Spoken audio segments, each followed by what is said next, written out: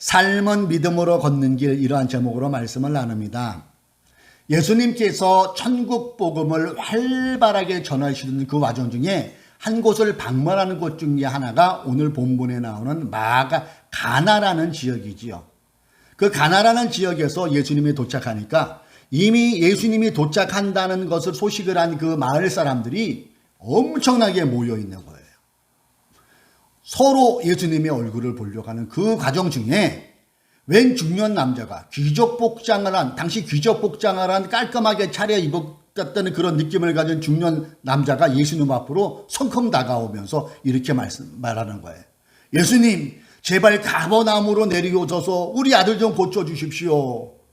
이 남자가 누굴까요?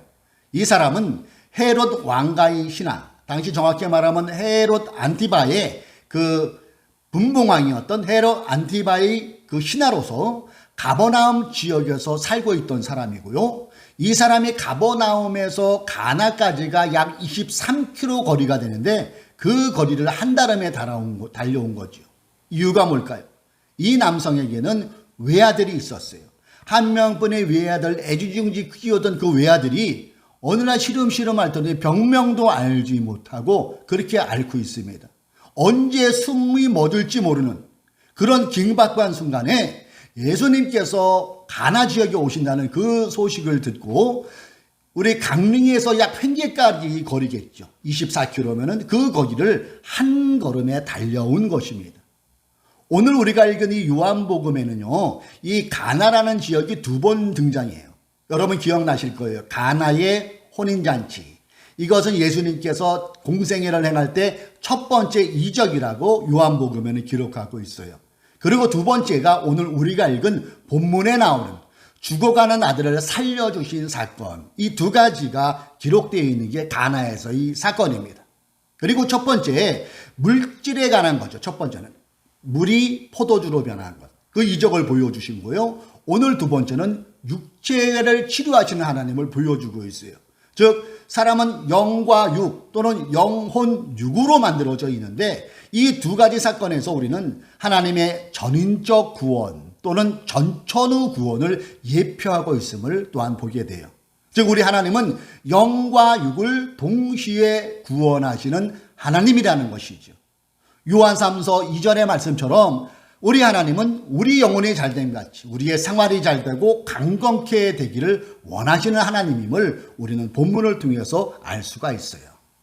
이렇게 병든 아들의 아버지가 예수님께 간청합니다.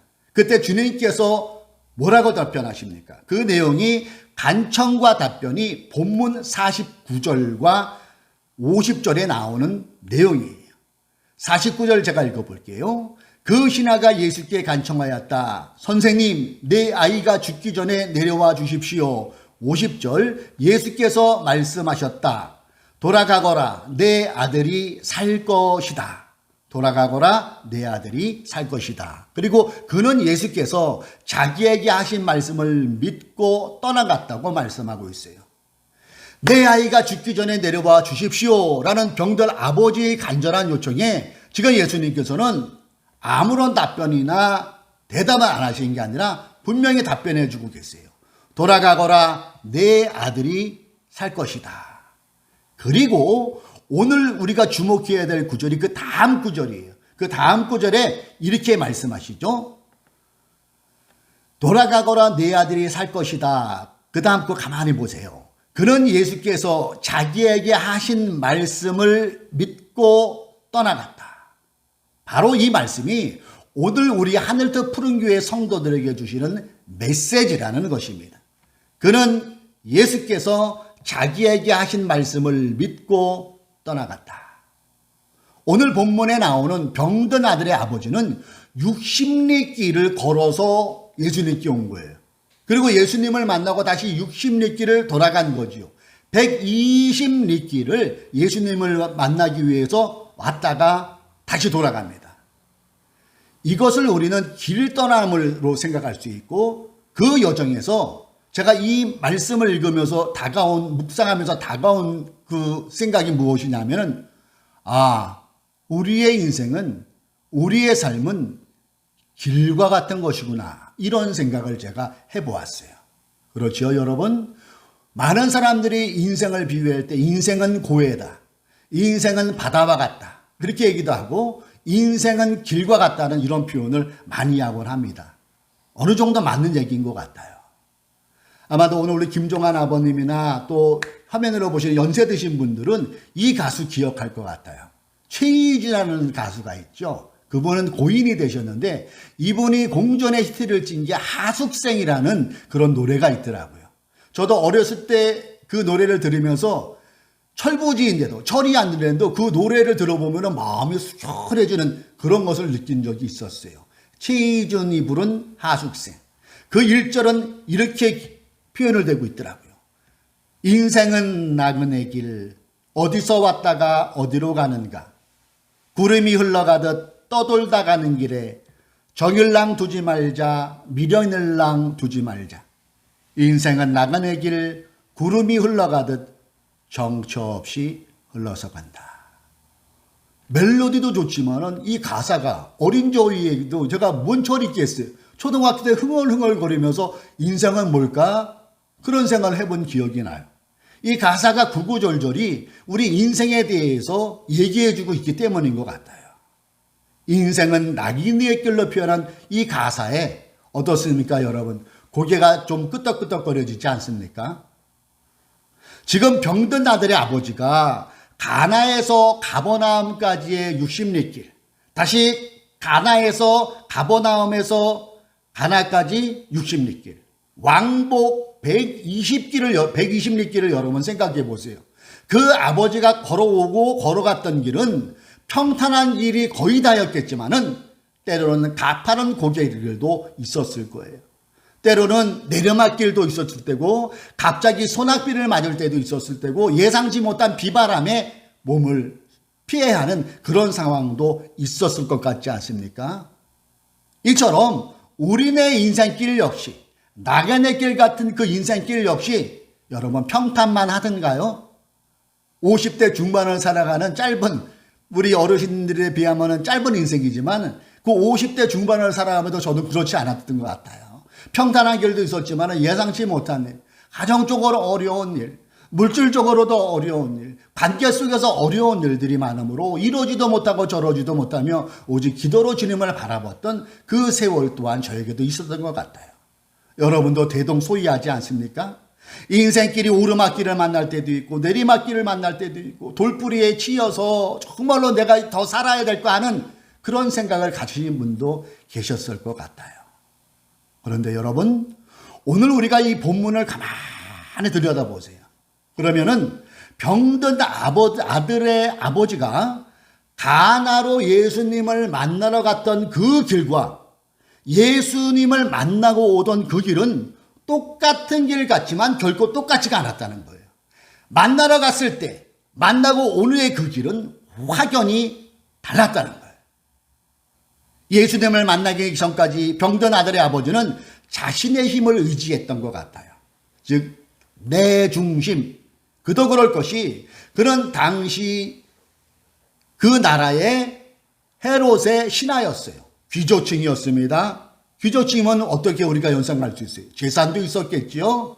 많은 돈을 써서 용하다는 의사에게 아들의 병을 고쳐보려고 애를 썼을 거예요. 그리고 병에 효과가 있다는 여러 약재들을 구해서 아들에게 먹여도 보았을 거예요.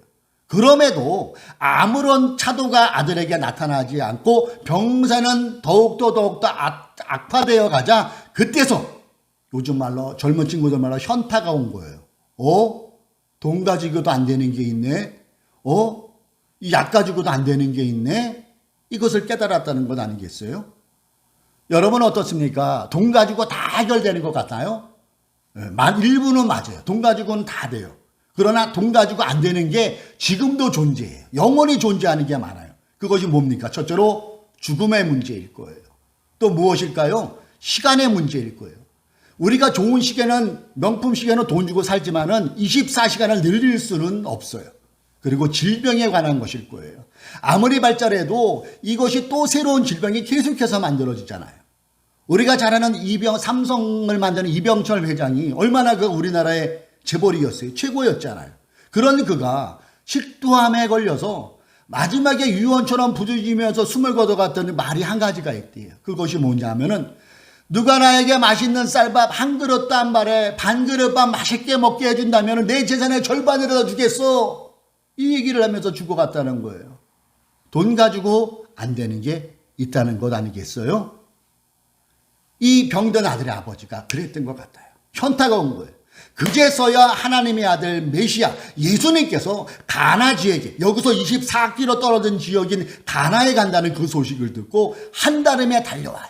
그리고 예수님을 만나고 아들의 병을 고쳐달라고 간청합니다.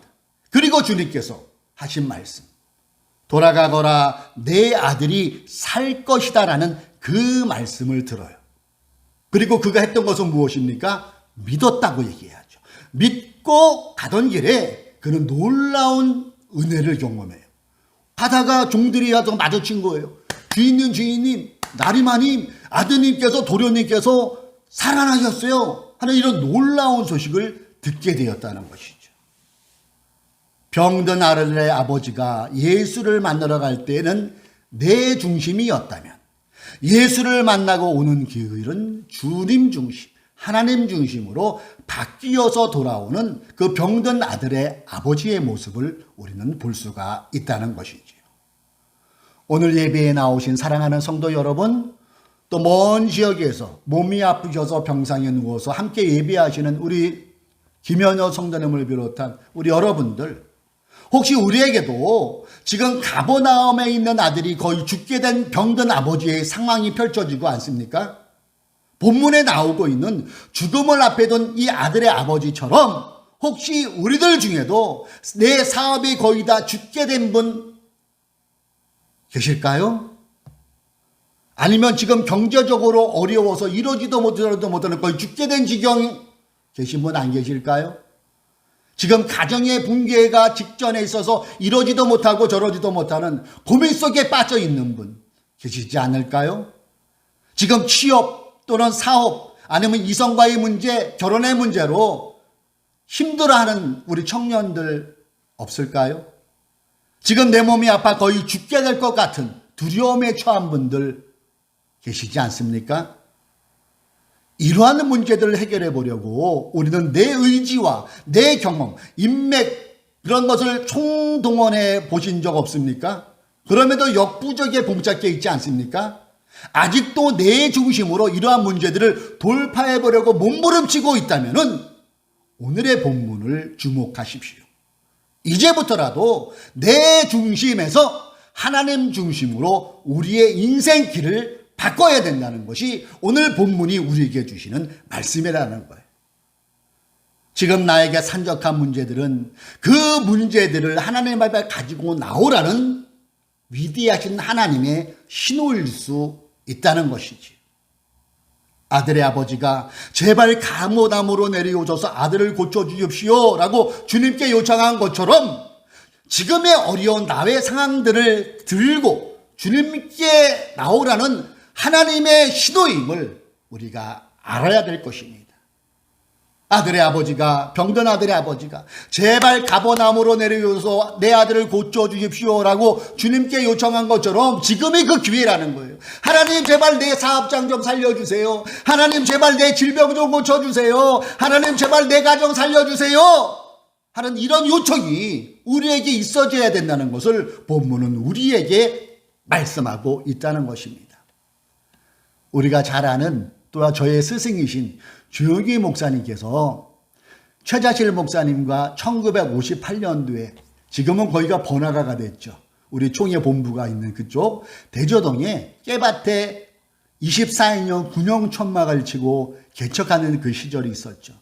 지금의 대저동은 그때와 달랐죠. 지금 그때는 많은 사람들이 서울로 왔다가 성남이 생기기 전에 많은 사람들이 이직과 실직 그것을 이겨내보려고 대저동으로 불광동으로 엄청 들어왔다는 거예요. 병자들도 많고 도둑놈도 많고 사기꾼도 많고 매라발 희한한 것이 그곳에 다 있었대요. 그곳에서 바람 불면 언제 쓰러질지 모르는 그 천막에서 천막교회를 세우고 열심히 전도를 하고 있는데 이 주영일 전도사님이 어느 집에 방문했대요. 계세요? 누구세요? 문을 열었더니 맨 남루한 사람인데 애들이 얼마나 많은지 쳐보니까 10명이더래요. 10명. 애들이 10명. 그 당시에 많이 났잖아요. 이분이 에게 전도를 했다는 거예요. 성도님, 예수 믿어야 천국 갑니다. 예수 믿으세요. 이렇게 얘기했더니 그분이 이런 얘기를 하더래요. 다 그 젊은 조용히 전도를 쳐다보면서 여기가 지옥인데 뭘 또 지옥을 얘기해? 천국 부스러기라도 갖다 주고 천국 얘기해. 가! 이 얘기에 젊은 조용히 전도사가 충격을 받은 거예요. 여기가 지옥? 할 말이 없더래. 다시 교회로 돌아와 기도하는데 하나님께서 주신 말씀이 요한 3서 2절. 그 유명한 요한 3서 1절 3전 축복이 거기서 탄생이 되죠. 사랑하는 자여 내 영혼을 잘난 같이 내가 범사가 잘되고 강건하기를 간구하느라. 이거다. 그리고 다음날 갔다는 거예요. 그래서 그분에게 다시 얘기했대. 뭘 또 왔어? 오늘은 천국복음 얘기한 게 아닙니다. 저랑 같이 가봅시다.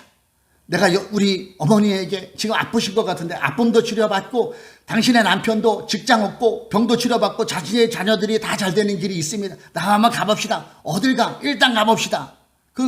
갔더니 다 쓸어가지는 그 천막교회 앞에 간 거예요. 이분 마음이 어떻겠어요? 웃더래요. 웃으면서 당신이나 나나 똑같은 거지 맞네. 그러더래요. 그때 조영교 전도사가 이분에게 이렇게 얘기했대죠. 맞습니다. 그러나 우리가 하나님을 바라볼 때에 하나님은 우리의 길을 예수를 만날 때와 예수를 만난 후는 달라질 것입니다. 당신의 질병 고침 받습니다. 당신의 남편 알코올 중독에서 벗어납니다. 당신의 10자녀 직장도 다니게 될 것입니다. 이렇게 얘기했다는 거예요. 그때 그분이 대단한 믿음이었던 것 같아요. 그 말을 그대로 믿었대요. 좋아요. 그럼 당신도 어쨌든 가난하고 나도 가난한데 하나님 믿어봅시다. 그 위에 어떤 결과가 나타납니까? 그분이 그렇게 심장병과 여러 가지 질병이 그 교회를 다니면서 깨끗이 치료받는 그 역사가 나타났어요. 술 중독이던 그 남편이 술을 끊고 직장을 다니기 시작하고 그 교회에서 새벽 기도마다 종을 치는 사람으로 변화됐어요.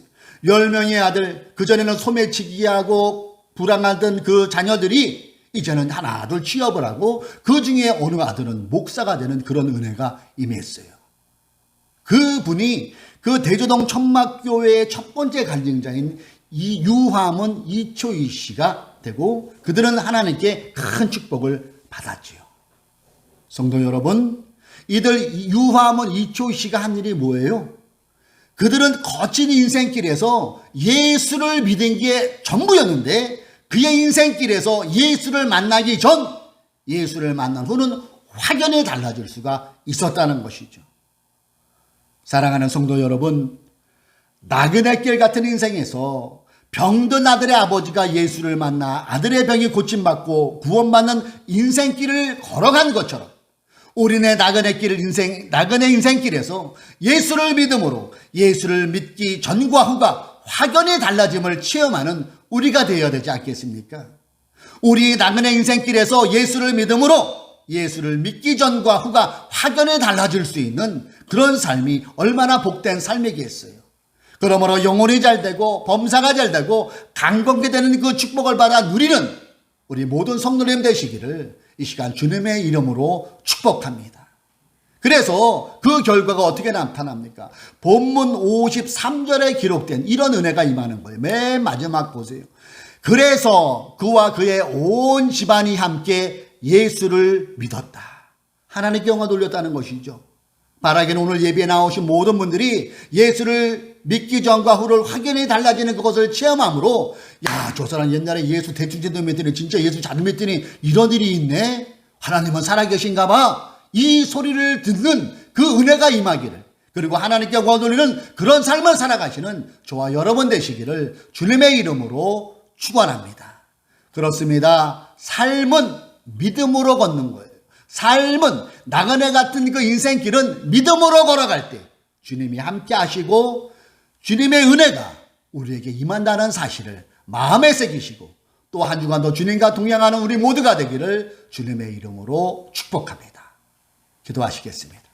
밤 깊도록 동산 안에 주와 함께 있으려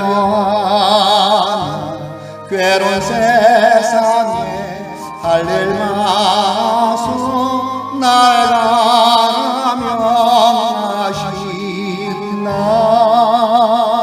주님 나와 동행을 하면서 나를 친구 삼으셨네.